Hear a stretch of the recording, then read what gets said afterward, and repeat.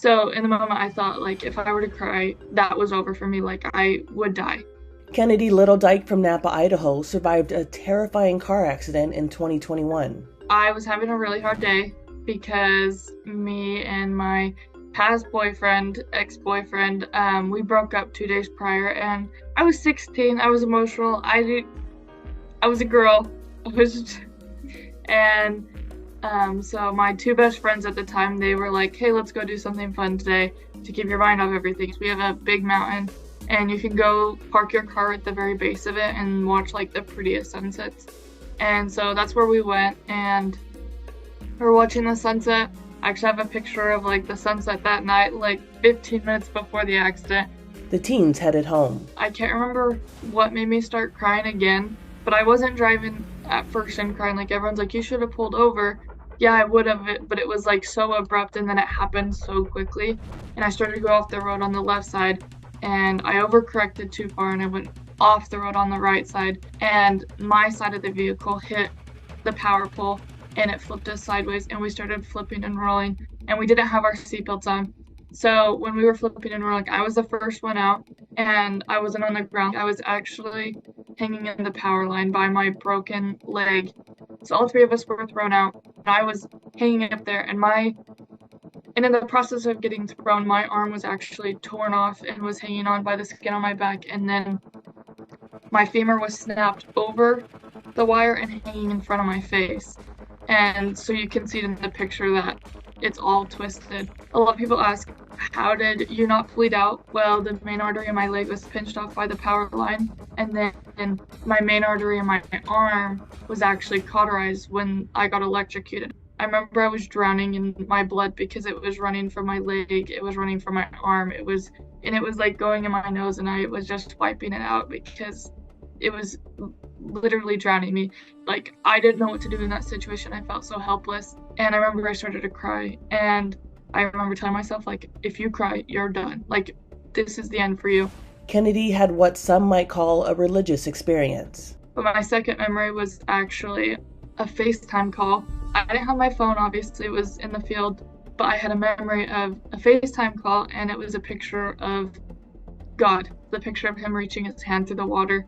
And I remember and that was his profile picture, and it was the decline or the accept button, and I just started slamming the accept button because I was like, this is hard, I don't want to be here, I'm uncomfortable. And I started to cry because a FaceTime call only rings for so long, and eventually the screen just goes black, and I can see my reflection in the phone, and I was just like bruised, and there was blood everywhere. I was awake this whole time. This is just like, I never passed out. I never lost communication with the people underneath me. I was talking the whole time. Kennedy didn't feel pain at the time. The whole time I was up there, I was just uncomfortable. Like, that's it. It wasn't like excruciating pain. Like, I was just genuinely uncomfortable. And they also said I would complain about my back hurting because you have 5 main nerves that run this arm and 5 main nerves that run this arm. And on my left arm, 3 were pulled from the root and the other 2 were stretched. And so obviously my spine is leaking spinal fluid. But no, I wasn't aware of my injuries at the time. First responders worked to free Kennedy. It took an hour because first they had to get the power shut off. He just grabbed my leg and has to take it out of the wire, and it's just, you just watch my body like lifelessly fall on the stretcher when they put the tourniquet on and had to take my bone back off the wire. And they said I just like screamed, and then once I hit the stretcher, it was just like silent. And I remember like being on the stretcher and the feeling of like, I'm safe. I think it's even hard for me to wrap my mind around it. Can't remember if I said it in my mind or actually said it, but I remember feeling like saying, thank you for trying to save my life, but this is it for me. And I remember like closing my eyes and just done. Her father arrived at the scene of the accident. And he just begged, and he got on his knees and was like, please God, don't take her. And my eyes started like rolling to the back of my head because I thought I was done. And they asked if he wanted to give me a blessing, and he said yes. And so he gave me a blessing and gave me a kiss on the forehead. And they told him that I was not gonna make it. She was flown to University of Utah. I broke my femur, I broke my humerus bone, I broke my clavicle, and then I have a brachial plexus injury. My leg was shredded, pretty bad from that wire. Doctors couldn't save her leg. I think I actually had a total of 5 amputations. They tried to save as much as possible because the more leg that you have for a prosthetic leg to walk, the more easier it is. And so they tried taking it at my knee, like through my knee. And this process is hard because my leg just kept rotting because the bone was broken so high up that they just were like trying to keep as much as possible, because I had a total of 21 surgeries for everything that was going on with me. It was every other day they were going in and taking more leg, and to go under surgery over and over and over to get more and more leg get cut off. They finally just cut it off at the bone. My dad was about to tell me that they had to take my leg, and he came in the room and he was like, Kennedy, like, we have to take your leg. The room was so heavy, and I was like, did either of my friends lose a limb? And he said no, and I said, well, I'm glad I'm the one that lost it since I was driving. And I just turned my head, and I just, in that moment, you're 16 years old, all your dreams that you had in your head, and like, I don't know, they're all like gone. Wear your seatbelt. Wear your seatbelt. Kennedy was in the hospital for 7 weeks. After one of my last surgeries, they came in, physical therapy came in, they're like, we're gonna do 10 squats today. My parents were like, she just got out of surgery, like, what are you doing? And I was like, I can do it.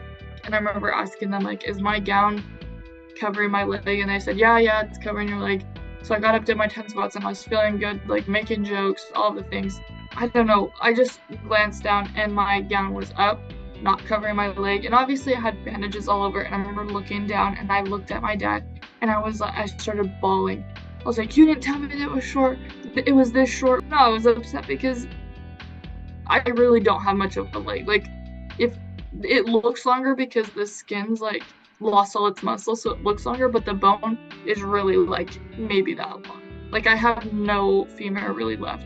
Then the nurses and everything, they were like, I want you to touch it. And I looked at them and I was like, hell no. I was like, I'm not doing that. And then 10 minutes later went by and I touched it, and I like cried again a little bit because it's real. It's not just like in my head. But then as like within 20 minutes, I was totally fine with it. Like, I literally named it. I named my nub Gobi.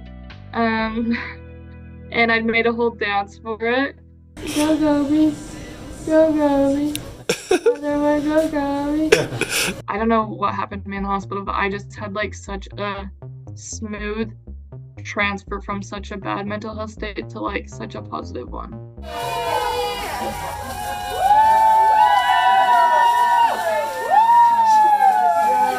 When Kennedy got home, she had to relearn daily tasks. Brushing your teeth, you don't think is that hard, but like, I would balance on one leg and not having a balance ever, and brush your teeth on that. And then like, I couldn't do my hair. Like, I couldn't put my hair in a ponytail. Like, putting on deodorant with one arm under this arm, like, I've never done that. And for a while, my mom, we were really close because she showered me, because my arm wasn't strong enough to be able to wash my hair, keep it in the air. Like, I was just so unbelievably weak. And our community actually came in and they like built us a whole walk-in shower in our bathroom. They built us a ramp because we had stairs and all to get in our house. Like, they did crazy things for us, and so they definitely made the transition easier. Kennedy began her senior year of high school. I have a really hard time with my energy levels because walking with a prosthetic leg is just so draining, and everything was so new. Like, if I wasn't going to school, I was in therapy. Like, I was in physical therapy, I was in occupational therapy, shock therapy for my arm, I had hyperbaric therapy. Like, I would literally spend like 4.5 hours at therapy, like 4 times a week. And then I was doing school on top of it. And I was walking really well.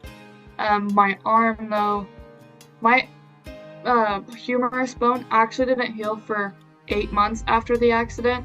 Like it just stayed broken, like it would not heal. And then a year after the accident, I had another surgery to help with more function in my arm. Kennedy, now 19, shares daily life on social media. I think one of my first videos, or first video in general, was me doing the Gobi dance. And I posted it on TikTok, and man, was I brave, because I didn't realize yet how mean the internet was, and that hurt my feelings. Go Gobi! Go Gobi! After that, I kind of was like, well, it's whatever. Like, I have a pretty sick story, and why not share it? And she recently found love. In the hospital, I would cry about, like, is anyone ever gonna love me again? And then this boy, his name's Alec, and I never thought, like, someone could love me, like, as much and accept me as he does. I can take my liner off, because you have to wear a liner with your prosthetic leg, and my bare leg around him doesn't bother me. And my bare leg is, like, not a pretty sight. I have scars all over it, and it's, like, jiggly. And so, like, but he does not care, and he will do anything to make my life easier. Kennedy says the accident transformed her. Before my accident, I struggled with, like, mental health, and I wanted to commit suicide. I did not ever really plan my future because I didn't think there was going to be one. I wasn't happy. I was struggling with a lot of things. Obviously my dad had cancer, different things at home. Just a lot of different things were happening. I look back and I'm like, wow, you're pathetic. But because now look at me, I'm in a whole different, harder situation, but I'm so much happier. She has tough love advice for anyone like her. I feel like I can say it since I've gone through it. Don't feel bad for yourself. That's the worst thing you can do, is sit and feel bad for yourself and be like, why me? Why me? Because you're not going to get an answer. You have your whole life ahead of you. Your situation is not going to change. Your leg's still gone. Your limb's still gone. Like, go do something about it. Getting up, working for what you want, having goals, pushing yourself, like, not feeling bad for yourself, that's going to be hard too, but at least you're going to be happier that way. Resharing her story is tough, but Kennedy says she does it to help others. I've made a career out of public speaking, and that helped me knowing that I've helped others. Do you know how many people have come to me like, I never wore my seatbelt, but I do now because of you. I would go through this accident, I would go through the pain, I would go through it all again, just like to have that rewarding feeling and like feeling like I made a difference in someone's life. So I love it. I really do. And it makes me feel like I do make a difference in this world. For Inside Edition Digital, I'm Andrea Swindall.